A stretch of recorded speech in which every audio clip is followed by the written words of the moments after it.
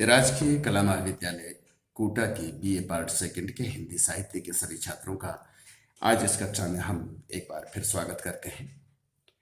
छात्रों, हम आपको जो पिछली कक्षा में बताने का प्रयास कर रहे थे कि व्याख्या किस प्रकार से की जाती है, व्याख्या में किन किन बातों का ध्यान रखना आवश्यक है। अगर हमें अच्छे अंक प्राप्त करने हैं या व्याख्या को सही तरीके से करना है, सही ढंग से करना है, तो हमें कौन कौन सी बातों का ध्यान रखना आवश्यक है।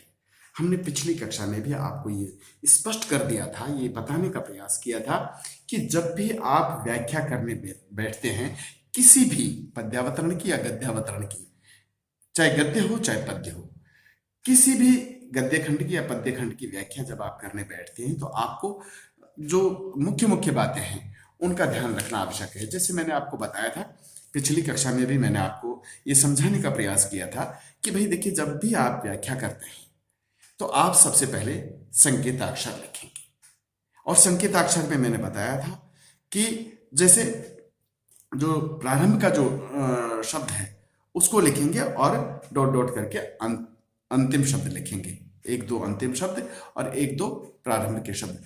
इस तरह से आपकी का जो संकेताक्षर वाला जो वो है बिंदु, वो आप स्पष्ट करेंगे। सबसे पहले जहां से पद्य या गद्य प्रारंभ होता है उसका जो पहला दूसरा एक दो शब्द आप लिखेंगे, उसके बाद डॉट डॉट करेंगे और उसके बाद में उस पद्य या गद्य का जो अंतिम शब्द है या एक दो जो अंतिम शब्द है उनको आप लिखेंगे। तो ये तो हुआ आपका संकेताक्षर। उसके बाद उस पद्यावतरण में या उस गद्य खंड में जो कठिन शब्द आपको लगते हैं उन कठिन शब्दों के अर्थ लिखेंगे। और उसके बाद आप सबसे पहले लिखेंगे संदर्भ। और संदर्भ में मैंने आपको स्पष्ट रूप से कहा था कि कम से कम उस रचनाकार का नाम, रचना का नाम या रचना का शीर्षक या पाठ्यपुस्तक का नाम और रचनाकार का नाम अवश्य आ जाना चाहिए। मुख्य रूप से रचना का नाम और रचनाकार का नाम आना आवश्यक है। किसमें? संदर्भ में। फिर हम बात करेंगे प्रसंग की, यानी कि उस पद्य खंड में या उस गद्य खंड में कौन से प्रसंग का जिक्र हो रहा है, कौन से प्रसंग का वर्णन हो रहा है या वो किस प्रसंग से संबंधित है, इसका उल्लेख करना आवश्यक है। उसके बाद हम व्याख्या करने बैठते हैं। व्याख्या करने के पश्चात हम उस पद्य खंड या गद्य खंड की जो विशेषताएं हैं उनको उद्धृत करते हैं, उनका उल्लेख करते हैं। तो इस तरह से हम व्याख्या कर पाते हैं। आज हम बात करेंगे, प्रकाश डालेंगे रीतिकालीन कवि आचार्य केशव दास द्वारा रचित जो रामचंद्रिका है और उसमें जो राम वंदना की गई है उसकी व्याख्या हम करने का प्रयास करेंगे। उस पद्यावतरण की व्याख्या हम यहाँ करने की कोशिश करेंगे।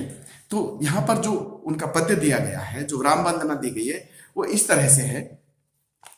पूर्ण पुराण अरु पुरुष पुराण परिपूर्ण, पूर्ण पुराण अरु पुरुष पुराण परिपूर्ण बतावई न बतावई और उक्ति को दर्शन देत जिन्हें दर्शन समझे नहीं, दर्शन देत जिन्हें दर्शन समझे ही नहीं, दर्शन देत जिन्हें दर्शन समझे ही नहीं, नेति नेति कही, नेति नेति कही वेद छाड़ी आन युक्ति को, जानी यह केशोदास, जानी यह केशोदास अनुदिन राम राम, जानी यह केशोदास अनुदिन राम राम, रटत रहत न डरत पुनरुक्ति को, रूप देहि अणिमाही गुण देहि गरिमाही, रूप देहि अणिमाही गुण देहि गरिमाही, भक्ति देहि महिमा महिमाही, भक्ति देहि महिमाही नाम देहि मुक्ति को। ये जो पद्यावतरण है इसकी सबसे पहले जो ये राम वंदना आचार्य केशव दास द्वारा की गई है, इसमें सबसे पहले अगर हम इसकी व्याख्या करने बैठेंगे तो सबसे पहले हम संकेताक्षर लिखेंगे, और संकेताक्षर में जो मैंने बताया था प्रारंभ में क्या लिखेंगे, इसके जो एक दो शब्द हैं उनको लिखेंगे, जैसे पूर्ण पुराण, फिर डॉट डॉट डॉट, और उसके बाद में जो अंतिम शब्द हैं एक दो उनको लिखेंगे। आप ये लिख सकते हैं देही मुक्ति को, और उसके बाद आप लिखेंगे कठिन शब्द और उनके अर्थ। अगर हम यहाँ कठिन शब्दों की और उनके अर्थ की बात करें तो जैसे हम लिखे, सबसे पहला शब्द है पूर्ण। पूर्ण का अर्थ है संपूर्ण। पूर्ण का अर्थ है संपूर्ण। फिर परिपूर्ण यानी सब प्रकार से पूर्ण। संपूर्ण यानी पूर्ण का तो क्या हुआ, संपूर्ण, और परिपूर्ण का हुआ सब प्रकार से पूर्ण। फिर आप देखिए इसमें अनुदिन यानी प्रतिदिन, रोजाना, नित्य। फिर अगली पंक्ति में देखिए आप पुनरुक्ति यानी पुनरावृत्ति या दोबारा। अणिमाही यानी 8 सिद्धियों में से एक। और अंतिम उसमें देखिएगा आप मुक्ति यानी छुटकारा। मुक्ति यानी छुटकारा या मुक्त। ये तो हुए इनके इस पद्यावतरण के कठिन शब्द और उनके अर्थ। अब हम बात करें संदर्भ की। इस पद्यावतरण का अगर हम संदर्भ लिखने बैठेंगे तो हम लिखेंगे कि यह पद्यांश रीतिकालीन कवि केशवदास के प्रबंधात्मक महाकाव्य रामचंद्रिका से लिया गया है।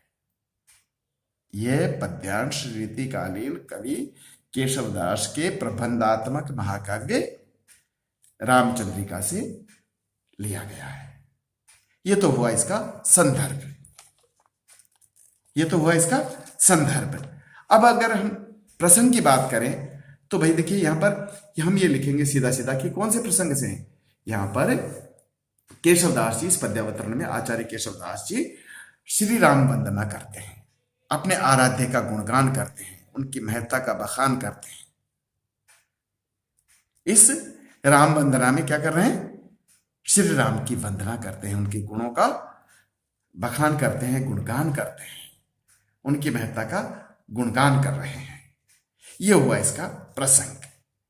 अब व्याख्या की बात करें तो इस पद्यावतरण की व्याख्या इस प्रकार से कर सकते हैं कि पूर्ण पुराण और पुरुष पुराण परिपूर्ण बतावई न बतावई और उक्ति को, यानी संपूर्ण पुराणों में, पूर्ण यानी संपूर्ण, पुराण यानी पुराणों में, संपूर्ण पुराणों में श्री राम ही पूर्ण पुरुष माने गए हैं।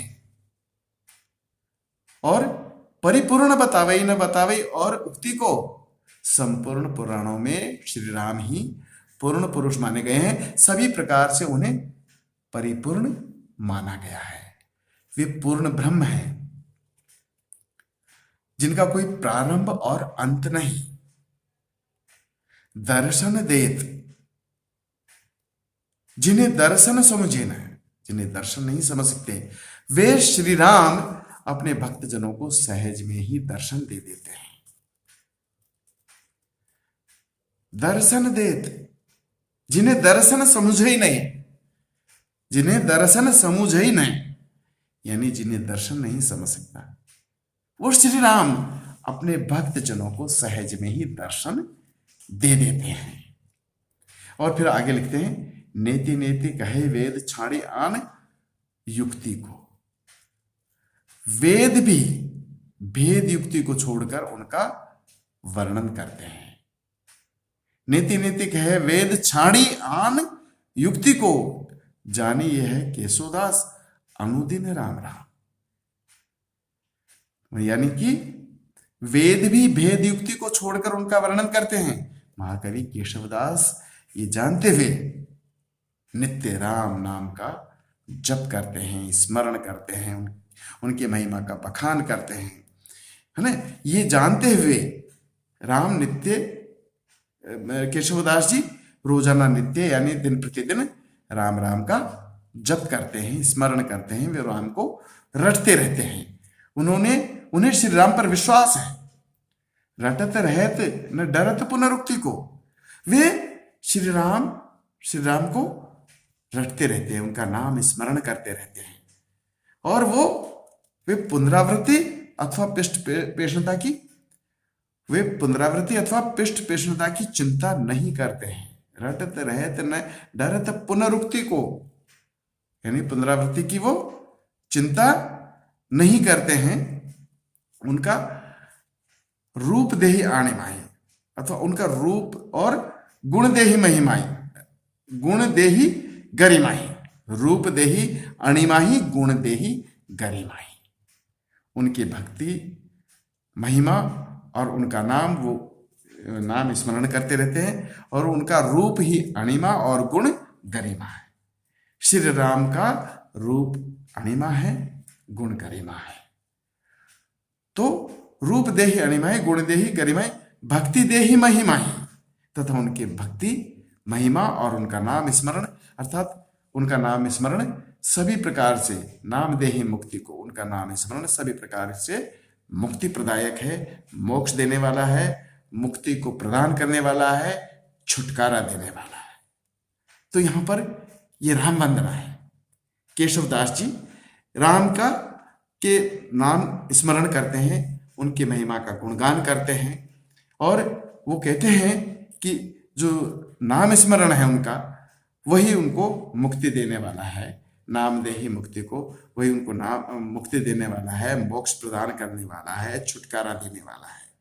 तो इस प्रकार इस पद्य में विशेषता अगर हम इसकी लिखेंगे और भावपक्षीय विशेषताओं की अगर हम बात करेंगे, तो इसमें सबसे पहले हम लिखेंगे कि इस पद्य में श्री राम की भक्ति सिद्धि आदि का वर्णन हुआ है।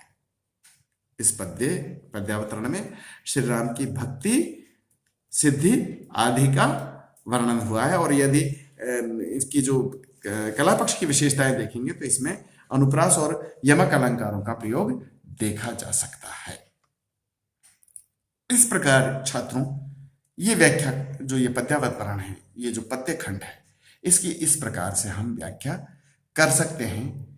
ये यहाँ पर हमने व्याख्या के लगभग सभी पहलुओं को पर प्रकाश डालने की कोशिश की है। सभी पहलुओं का ध्यान रखा है कि किस प्रकार से व्याख्या में किन किन बिंदुओं का हमें ध्यान रखना है। उन सभी बिंदुओं को ध्यान में रखते हुए ये व्याख्या करने का प्रयास किया है। छात्रों, अगली कक्षा में हम फिर आएंगे, फिर जो केशवदास की जो अगली पद्य खंड है इनके, उनकी व्याख्या करने का प्रयास करेंगे।